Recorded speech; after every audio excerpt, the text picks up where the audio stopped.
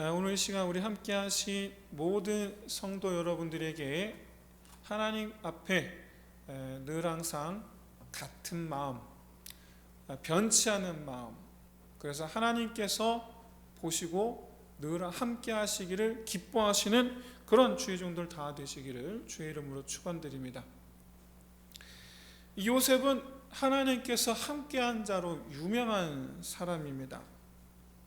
그런데 성경은 언제적부터 그의 이야기를 시작하는가? 17살 시절부터 그 요셉에 관한 말씀 이야기를 시작합니다.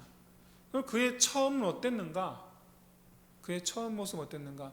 하나님과 늘 항상 하나님께서 함께 하시는 사람, 하나님께서 형통케 한 사람. 그런데 그의 어릴 적 모습은 어땠을까? 알 수 있는 유일한 곳이 바로 오늘 본문이죠.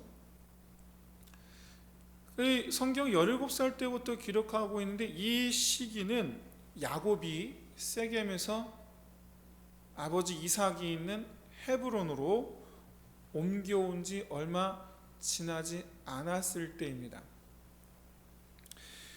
말하자면 지금 어머니 라헬이 죽은 지 얼마 안 됐었던 시점이라는 얘기예요. 그런데 오늘 본문에 보시면 요셉의 모습의 의외의 면을 하나님께서 함께 하시는 사람, 형통한 사람, 믿음 좋은 사람이라고 알고 있는데 17살 그의 모습은 조금 우리가 알고 있는 그 모습과는 달라 보이죠.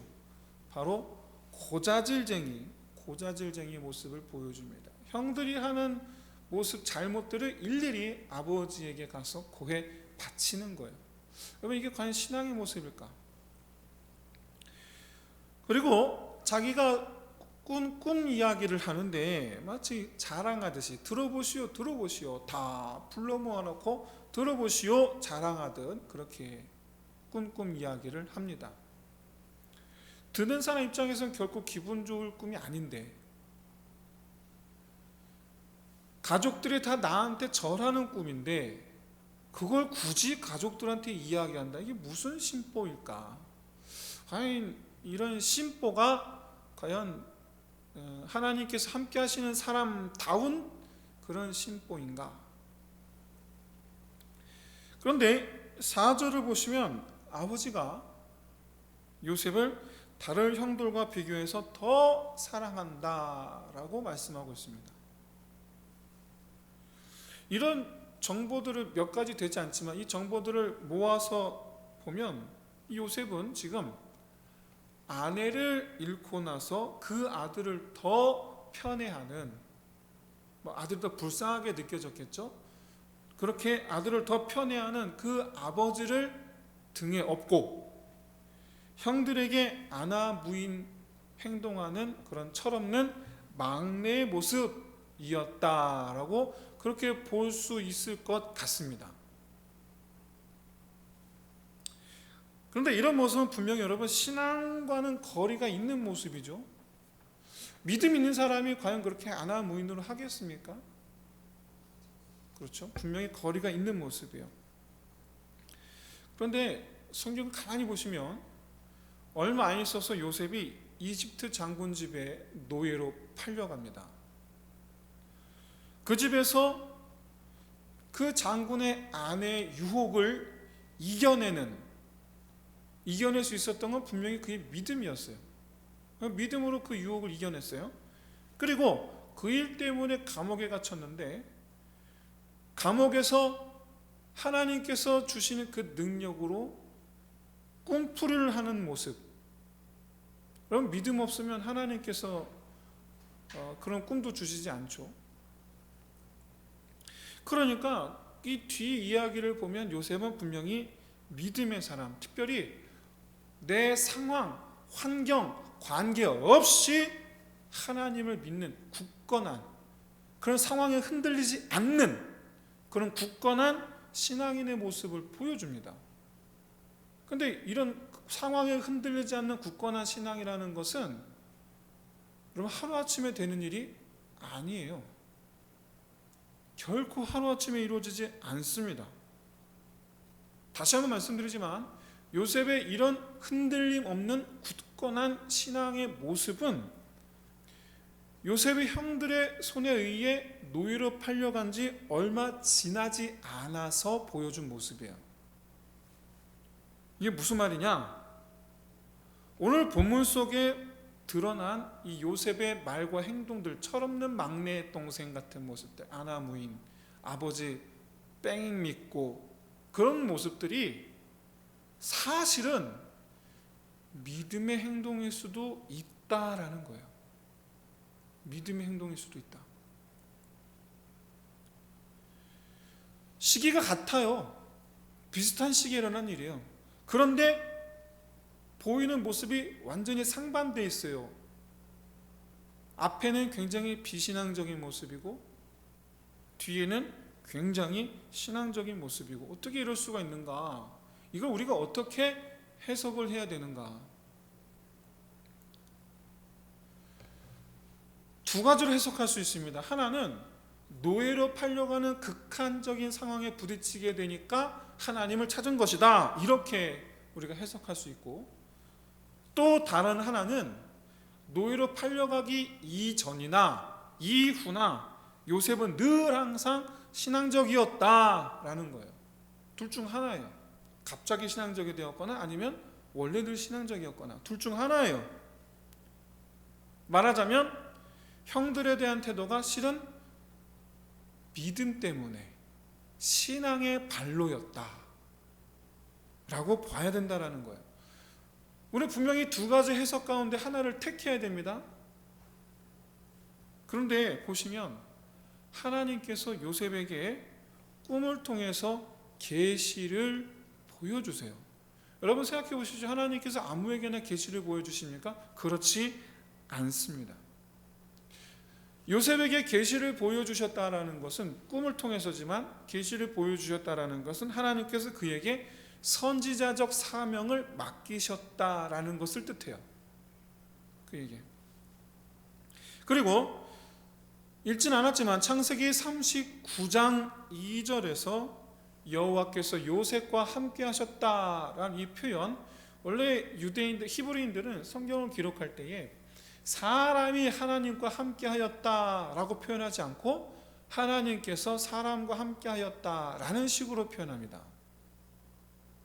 말하자면 이건 무슨 얘기냐면, 하나님께서 요셉과 함께 하셨다라는 것은 바꿔 생각하면 요셉이 하나님을 찾았다라는 것을 뜻해요. 즉 이전부터 요셉은 하나님께서 인정하시는 사람이었다라는 얘기예요. 그렇기 때문에 분명한 것은 이 형들에 대한 요셉의 태도, 분명 신앙적 동기에서 한 것이다 라고 우리는 정리할 수가 있습니다. 그렇게 해야 돼요. 요셉은 고자질쟁이가 아니에요. 그리고 자기가 형들보다 더 낫다라는 식의 자랑질을 하는 사람이 아니에요. 그럴 이유가 있었던 거예요. 요셉이 형들의 이 잘못들을 아버지에게 잃은 것은 어떻게 보면 형들이 아버지에게 혼나기를 보기를 바랬기 때문이다 라고 그렇게 볼 수도 있겠지만, 그가 신앙인이었다라는 관점에서 본다면 그가 막내이기 때문에 잘못된 일을 하는 형들에 대해서 막내가 무슨 말을 하겠어요. 형들이 잘못된 길을 가지 않도록 하기 위한 방법, 막내 입장에서는 아버지에게 얘기하는 것밖에 없는 거예요.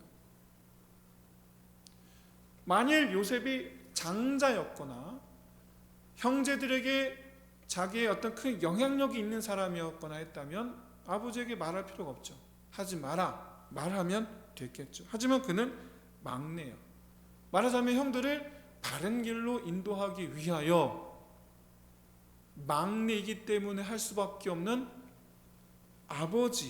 아버지를 통해서 형들을 바른 길로 인도하려 한 것이다. 그렇기 때문에 오히려 이 요셉의 그런 나약한 모습, 인간적인 모습, 부각된 것이다 라고 볼 것이 아니라 반대로 요셉의 형들이 질투 때문에 요셉을, 동생을 미워한 것이다 라고 보는 것이 맞습니다. 그리고 요셉이 자기가 꾼 꿈을 아버지와 형들에게 전한 것도 단순히 자랑하기 위해서가 아니라 하나님께서 보여주신 거잖아요. 그 내용이야 일단 둘째치고, 내용은 그렇습니다. 형들과 아버지가 자기한테 절하는 거, 내용은 가히 듣는 사람, 듣는 형들이나 아버지 입장에서는 그렇게 기분 좋은 내용은 아니에요. 근데 요셉이 여러분 그걸 모르겠습니까? 내가 이 말하면 형, 아버지 기분 나빠하실 텐데 모르겠습니까? 하지만 했단 말이에요. 왜? 하나님께서 보여주신 거라고 믿었기 때문이에요. 계시라고 봤기 때문이에요. 똑같은 내용이에요. 똑같은 내용이에요. 볏짚단 꿈, 별들 꿈, 똑같은 내용인데 다른 장면들. 이건 하나님께서 보여주신 계시다라는 거예요. 그래서 하나님 뜻을 알리기 위한 목적으로 말한 것이다. 자랑하기 위해서가 아니라, 당신들이 나한테 절할 것이요, 이거 얘기하기 위해서가 아니라 하나님께서 내게 계시를 주셨다. 실제로 요셉은 이후 애굽에서 왕의 신하, 그리고 애굽 왕에게 보여주는 모습, 그들의 그 꿈풀을 통해서 보여주는 모습, 요셉은 하나님께서 보여주신 그대로 전하는 사람이 됩니다. 그냥 그대로 전해요. 가하지도 않고 감하지도 않고 그대로 전합니다. 무엇보다 요셉이 그렇게 가하지도 않고 감하지도 않고 보여주신 그대로 말해야 할 필요가 있다라고 느꼈던 것 같아요. 왜냐하면 그게 선지자 사명이거든요. 보여주신 대로. 비록 그것이 상대방의 마음을 헤집고 꼬집고 찌르는 그런 말이라 할지라도 하나님께서 내게 보여주시고 하나님께서 내게 들려주신 말씀이면 해야 되는 거예요. 그런데 애굽왕 바로의 이 두 신하, 그리고 애굽왕 바로에게 그들의 이 꿈을 해석한 것과 더불어서 또 한 가지 특징이 있는데, 바로 뭐냐면 대안까지 제시를 했더라라는 거예요. 대안까지. 바로의 신하들에게도 대안을 제시하고 왕에게도 대안을 제시하고. 그렇기 때문에 오늘 본문에서도 요셉이 자기가 꾼 꿈을 아버지와 형들에게 자랑하기 위해서, 잘난 척하기 위해서 말한 것이다 라고 보기보단 앞으로 일어날 일이기 때문에 이것을 전달자의 그 사명이죠. 선지자는 전달자예요. 전달자의 사명으로, 전달하기 위한 목적으로 말한 것이다 라는 것을 우리가 알 수 있습니다. 더구나 오늘 본문에서 성경이 증거하기를 뭐라고 증거하시는가? 이삭의 꿈 이야기를 듣는 아버지의 이름을 여러분 이스라엘이라고 기록하고 있어요. 이스라엘. 오늘 본문 3절에 보시면 요셉을 편애하는 아버지의 이름 뭐라고 되어 있습니까? 야곱입니까? 이스라엘입니까? 네, 이스라엘이에요. 이스라엘. 편애하고 있는데 이스라엘이라고 불러요. 그럼 이상하지 않습니까? 그리고 이 이스라엘이 형들을 고자질하고 잘난 척하는 요셉을 더 사랑했다라고 말씀하고 있어요. 그럼 이상하지 않으세요? 아시다시피 성경은 야곱과 이스라엘 두 개의 이름을 목적에 따라서 번갈아 사용합니다. 어쩔 때는 야곱이라고 해요. 어쩔 때는 요셉, 이스라엘이라고 불러요. 목적이 다르죠. 야곱이라고 쓸 때에는 그의 인간적인 면을 부각할 때, 요셉이라고 할 때에는 그의 이스라엘이라고 할 때에는 그의 신앙적인 면을 부각할 때. 그래서 이스라엘이라는 이름을 사용한 목적을 생각한다면 요셉을 사랑하는 야곱으로서의 사랑이 아니라 이스라엘로서의 사랑이었다라는 점을 여러분 주목해 보셔야 돼요. 만약 이 장면에서 요셉이 그저 형들을 깎아내리기 위한, 그렇게 아버지에게 자기를 더 잘 보이기 위한 그런 고자질하는 수준으로 아버지에게 형들의 잘못을 이야기한 것이었다면, 그런 요셉을 편애하는 이 아버지의 이름을 성경은 야곱이라고 했을 거라는 거죠. 이스라엘이라고 안 했다라는 거예요. 야곱이라고 했을 거란 말이죠. 하지만 그런 요셉을 사랑하는 그 아버지 이름을 이스라엘이다라고 한 것은 여기에는 분명 영적 신앙적 이유가 있는 거예요. 그게 뭐냐? 아버지는 요셉을 한 사람의 신앙인으로 보고 있었다라는 거예요. 아버지는 그가 막내라서가 아니고 그의 어머니가 죽은 지 얼마 안 되었기 때문에 그게 불쌍해서가 아니고 형들에게서 다른 그 무언가를 아버지는 보고 있었다라는 거예요. 그게 뭐냐? 신앙이다. 아시다시피 요셉의 형들은 아직까지는 그 누구도 신앙적인 모습을 보여주지 못합니다. 아니, 신앙이 없어요. 아직까지는. 큰형 루벤 말할 것도 없죠. 자기 서모와 아버지의 그 권위, 아버지의 권세를 탈취하기 위해서 서모 빌하와 간통한 아들, 아들 같지도 않은 일을 한, 또 그걸 여러분 신앙으로 봐야 되겠습니까? 아니죠. 둘째 형, 셋째 형 시몬과 레위, 여동생이 당한 일에 대해서 복수, 여러분 그 복수가 얼마나 지나쳤는가. 정말 지나친 정도가 너무 심해서 하나님의 눈살을 찌푸리게 할 정도였다. 다 죽였잖아요. 제가 뭐 그렇게 그게 정당하다라고 말씀드린 건 아닙니다만, 만일 신앙이 아닌 당시 고대 사회 관습에 비추어 보아도 여동생의 복수는 누구에게만 한정해야 됩니까? 예, 여동생을 겁간한 세겐 그 한 사람에게만 사실은 적용이 됐었어야죠. 당시 고대 사회 관습에 비추어 보아도 눈에는 눈, 이에는 이, 동해보복법이죠. 그 사람한테만 복수했어야 되는데 세겐 성사는 다 죽였어요. 그럼 이게 하나님 보시기에 어떻겠습니까? 유다, 여러분 유다는 우리가 아직 읽지 않았지만 바로 뒷장이에요. 오늘 바로 보면 바로 뒷장 38장에 보면 그가 집을 떠나 외부에 나가 있는데 스스럼 없이 창녀를 찾아갑니다. 그는 성적으로 올바른 사람 아니에요. 여러분 이런 사람들이 과연 여러분 신앙인의 모습이라고 말할 수 있겠습니까? 다른 형제들에 대해서 성경이 자세하게 기록하고 있지 않아서 그렇지 그 외 형제들의 그 됨됨이 일일이 열거하고 있지 않지만 다른 누구보다는 자기들 친동생을 노예로 팔아넘긴 사람들이 과연 신앙적인 사람들인가? 그렇지 않죠. 여러분 요셉의 형들 가운데 야곱의 10아들 가운데 그 누구도 신앙적이었던 사람 없습니다. 하지만 요셉은 그 누구보다 하나님을 의지하는 사람이었어요. 이스라엘은 그걸 본 거예요. 아, 너는 다르구나. 여러분 17살이라는 나이 뭐 결코 많은 나이는 아닙니다만 그러나 충분히 정의감, 충분히 신앙심을 가질 수 있을 만한 나이예요.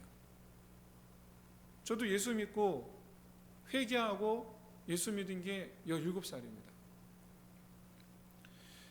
무엇보다 요셉의 할아버지 이삭이 자기 자신을 하나님께 드리는 번제물, 그 번제물 되기를 스스로 자처했던 때가 바로 이 요셉 이 나이 때예요. 10대 후반에서 20대 초반. 그렇기 때문에 여러분 요셉이 신앙을 갖고 있었다면 뭐 그 깊이가 뭐 얼마나 깊겠어, 그렇게 의심할 필요는 없을 것 같아요. 오히려 여러분 성경은 요셉의 신앙의 깊이를 계속해서 증거해서 우리에게 보여줍니다. 요셉은 이런 믿음을 가지고 있었어. 그는 결코 흔들림이 없었어. 그는 형들을 원망하지도 않습니다. 무엇보다 그 자신이 억울한 일을 당했을 때 우리는 하나님을 원망하거든요. 우리 되게 큰 일, 억울한 일, 어떤 그런 일을 당하면 우리 먼저 하나님 원망하고 봐요. 하나님 왜 나한테 이런 시련을 주십니까? 하나님 없어.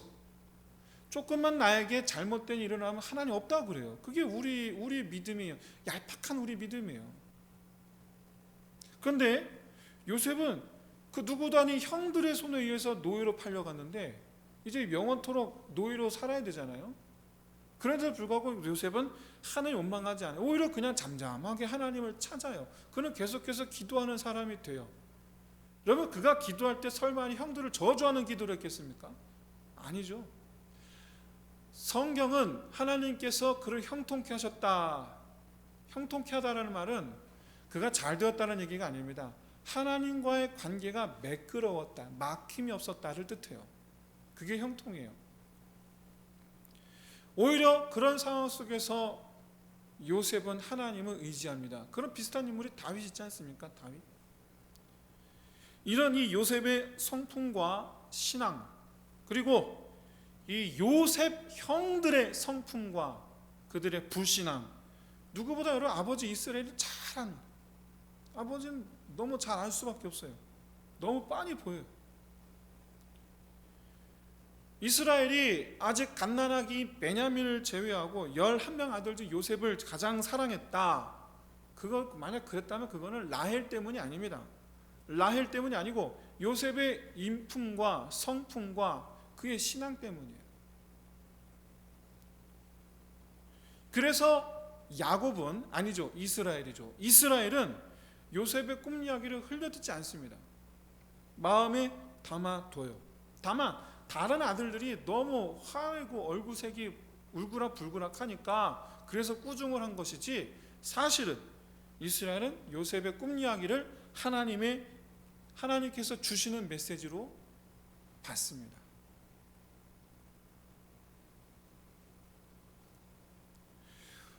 우리가 오늘 본문 속에서 발견해야 될 것은 오히려 형들의 태도입니다. 우리는 요셉을 시기하고 미워하는 이 형들의 태도에서 전형적인 죄의 진면목을 발견할 수가 있어요. 죄의 면목. 여러분, 죄의 특징은 자기를 죄라고 말하는 것을 제일 싫어합니다. 그게 죄의 특징이에요. 죄는 죄라는 것이 밝혀지는 것을 끔찍하게 싫어합니다.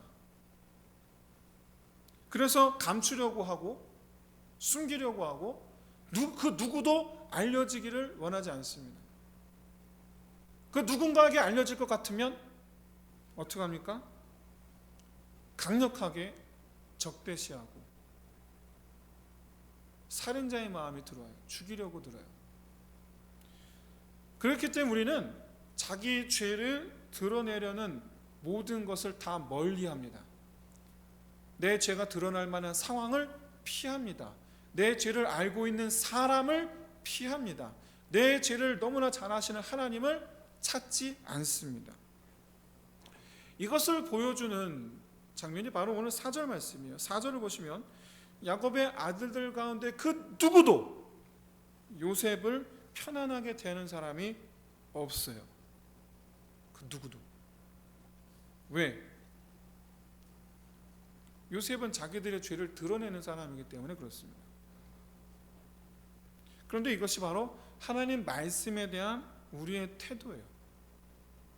우리의 태도를 지금 보여줘요. 여러분, 미국의 조나단 에드워즈 목사님은 1800년대 미국의 목사님이신데, 자기가 이 섬기는 교회에서 한 장로의 아들이 마을 처녀를 강간한 일이 발생했습니다. 미국에 있는 마을, 당시 미국 마을 되게 조그맣죠. 그런데 그 아버지 되는 장로의 영향력이 그 조그만 마을에서 워낙 큰 거예요. 그래서 마을 사람들이 다 쉬쉬하고 그 일을 묻으려고 했어요. 그러자 이 에드워즈 목사가 그 장로의 아들을 공식적으로 치리해야 한다 안건을 내놓은 거예요. 그러자 놀랍게도 그 아버지 되는 장로는 말할 것도 없고 그 장로와 친한 교인들은, 사실상 모든 교인들이에요. 모든 교인들이 에드워즈 목사를 교회에서 쫓아냈어요. 여러분은 이 사건을 어떻게 생각하십니까? 당연히 조나단 에드워즈 목사 편에 서야 되지 않겠습니까? 그런데 실제로 비슷한 상황에 처하면 에드워드 목사를 쫓아낸 장로와 그 편에 서는 사람, 그 일파의 편에 서는 사람들 적지 않습니다. 죄가 드러나는 걸 다 싫어해요. 이런 모습 여러분 멀리서 찾을 필요도 없어요. 성경에 기록되어 있어요. 오늘 5절에 보십시오. 더욱 미워하였다라는 이 표현은 미운 감정에 기름을 부었다라는 뜻이에요. 그런 표현이에요. 기름을 부었다.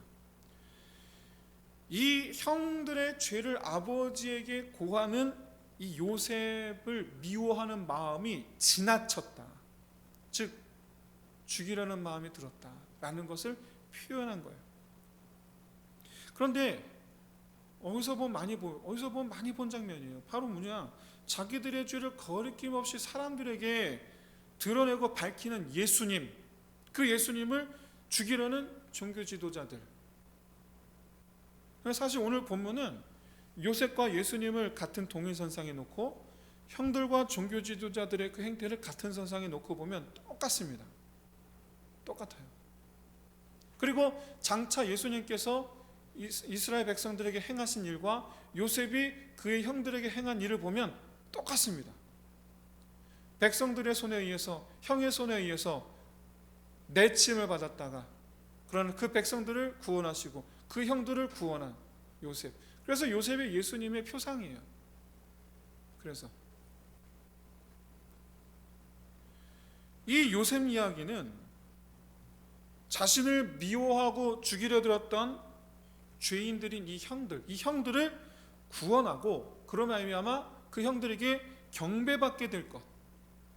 그러니까 장차 오실 우리 메시아 예수 그리스도에 관해서 우리를 하여금 깨닫게 하시기 위해서 보여주신 하나님의 구원 계획을 담아낸 이야기예요. 하나님의 구원 계획에 담겨있는 오늘 본문. 단순히 요셉이 아버지에게 이른 고자질쟁이, 자기 꿈을 자랑하는 자랑질쟁이 이야기가 아닌 거예요. 그게 아니에요. 오히려 우리는 요셉을 하나님께 순전한 자로 어려서부터, 그리고 죄의 길에 들어선 이들을 의로운 길로 인도하려는 의인으로, 그리고 장차 일어나게 될 하나님의 뜻을 온전하게 전하는 하나님의 선지자로 우리는 그렇게 봐야 돼요. 그래야 다음 이야기에서 보여주는 요셉의 행동을 설명할 수가 있어요. 사람이 갑자기 믿음이 좋아지지 않거든요. 그럼 생각해 보십시오. 어제까지만 해도 남의 허물 스스럼 없이 까발리는 고자질쟁이, 잘난 척 교만 덩어리, 그런 사람이 하루아침에 여러분 의로운 마음을 갖는다는 것이 여러분 이게 가능합니까? 아니지 않습니까? 그렇지 않아요. 요셉은 어려서부터 하나님을 경외하는 사람이었다. 그러면 요셉의 형들은 어땠는가? 그들이 요셉을 미워한 이유가 뭡니까? 자기들의 죄를 드러내려 했기 때문이에요.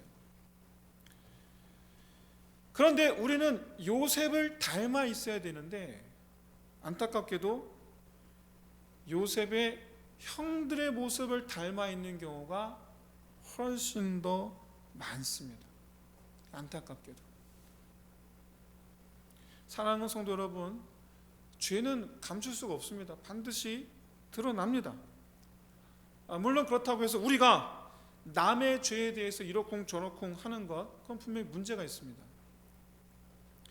요셉이 형들의 과실을 아버지에게 말한 것, 엄밀히 말해 지적질이 아니라 형들이 더 이상 죄를 범하지 않기를 바라는 마음이었기 때문에, 그리고 그런 형들을 통제할 수 있는 사람이 아버지가 유일했기 때문에, 그래서 아버지에 얘기한 거예요. 여러분, 이런 요셉의 행위를 오늘날 우리에게 적용한다면 우리 어떻게 해야 되겠습니까? 바로 하늘 아버지, 하나님 아버지에게 고해야죠. 여러분, 나라와 민족을 위해서 기도해야 돼요. 나라와 민족의 죄를 위해서 여러분 기도해야 돼요. 내 눈에 보여지는 모든 죄악상들을 놓고 여러분 기도하셔야 돼요. 우리가 일하는 일터에서 보여지는 죄악상들을 놓고 여러분 기도하셔야 돼요. 나와 내 가족 사이에서 일어나는 죄악상들을 놓고 여러분 기도하셔야 돼요. 기도하셔야 돼요. 하나님께 고해야 돼요. 내 형제가, 내 자녀들이, 내 부모님이, 내 배우자가, 내 주변 사람이, 직장 동료가, 친구가, 내 나라와 민족이 죄의 길을 걷고 있음을 하나님께 고하고 그 길에서 돌이키기를 위하여 기도해야 됩니다. 이게 여러분 요셉의 삶이에요. 이게 우리가 닮아야 하는 요셉의 모습이라면 우리가 멀리해야 할 형들의 모습 뭡니까? 죄가 드러나는 것을 싫어하는 모습, 그걸 우리는 멀리해야 돼요.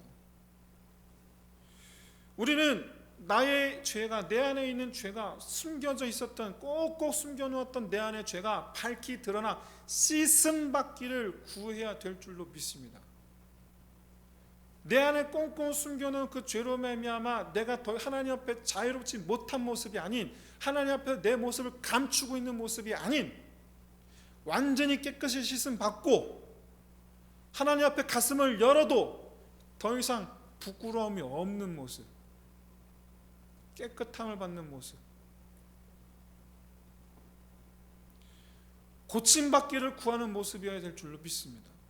그렇지 않으면 우리는 죄의 특성을 따르게 됩니다. 반드시 그렇게 됩니다. 무슨 얘기인가? 내 죄를 들춰내는 사람, 환경, 상황, 무엇보다 말씀 싫어합니다. 멀리합니다. 예수님을 죽인 종교 지도자들이 그랬고, 요셉을 팔아먹은 요셉의 형들이 그랬어요. 나의 죄를 드러내는 하나님의 말씀이 싫어지게 되고 하나님을 멀리하게 되는, 사랑하는 성도 여러분, 우리는 그리스도인이어야 될 줄로 믿습니다. 하나님께 날마다 하나님께 더 가까이 나아가는 사람이 되어야 될 줄로 믿습니다. 어떻게 되겠습니까? 사랑하는 성도 여러분, 오늘 본문은 말씀을 대하는 우리의 태도가 어떻게 해야 되는가를 보여줘요. 요셉은 메시아 역할을 담당한 사람이죠. 우리의 죄를 드러내는 사람, 그러나 바른 길로 인도하는 사람, 그래서 우리를 구원하는 사람, 그게 요셉이에요. 우리를 심판하기 위해서가 아니라, 형들을 심판하기 위해서가 아니라 옳은 길로, 의인의 길로 들어서게 하기 위한 사람, 그게 요셉이에요. 사랑하는 성도 여러분, 오늘 본문을 통해서 우리 함께 두 가지를 놓고 기도합시다. 두 가지. 하나는 우리가 이 시대의 요셉이 되기를 위해서 구하는 거예요. 우리 자신이 하나님의 말씀으로 세상의 죄들을 비추는 사람이 되어야 될 줄로 믿습니다. 왜? 그것들이 깨끗하여지기를. 여러분, 누가복음 14장 34, 35절에서 말씀하십니다. 소금의 맛을 잃으면 어떻게 되겠느냐. 여러분, 바닥에 버려지는 맛일은 소금이 되어서는 안 돼요. 우리 하나님께서 우리를 빛과 소금으로 삼으셨어요. 세상을 맛있게 하는 그런 소금으로 삼으셨어요. 세상을 맛있게 하는 소금 무엇입니까? 말씀으로 비추는 삶이에요. 이 세상을 거룩하게 하는 삶이에요. 이 세상을 온전히 깨끗하게 하는 삶이에요. 이 세상에 하나님께서 이 세상을 통하여 내고자 하시는 바로 그 맛을 내는 사람, 이 시대의 요셉이 되는 저와 여러분 되시기를 주의 이름으로 축원드립니다. 두 번째, 요셉의 형들과 같지 아니하고 날마다 내 모습을 비추시는 이 하나님 말씀 앞에서 씻음받기를 구하는 사람, 날마다 새롭게 되기를 구하는 그리스도인 되기를 위해서 여러분 기도합시다. 골로새서 3장 10절에서 사도 바울은 말합니다. 예수 그리스도 보혈로 말미암아 우리가 새 사람을 입었노라고. 그런데 여러분, 새 사람이 되는 것은 오직 회개하고 돌이킴으로만 가능합니다. 그렇게 하려면 여러분 말씀을 가까이 하셔야 돼요. 날마다 말씀 앞에 우리 자신을 비추어야 돼요. 그래서 날마다 내 안에 있는 죄들을 드러내야 돼요. 그렇습니다. 내가 그랬습니다. 여러분, 이 시간 이렇게 이 두 가지 놓고 함께 기도합시다. 이 시대의 요셉이 되게 하옵소서. 내 모습을 비추시는 주의 말씀으로 새롭게 하심을 얻기를 날마다 기뻐하게 하옵소서. 그것을 싫어하는 것이 아니라 기뻐하게 하옵소서. 이 시간 우리 다 같이 새롭게 하시고 높이 쓰임 받는, 그런 하나님께 높이 쓰임 받는 저와 여러분 되기를 위해서 함께 기도하겠습니다.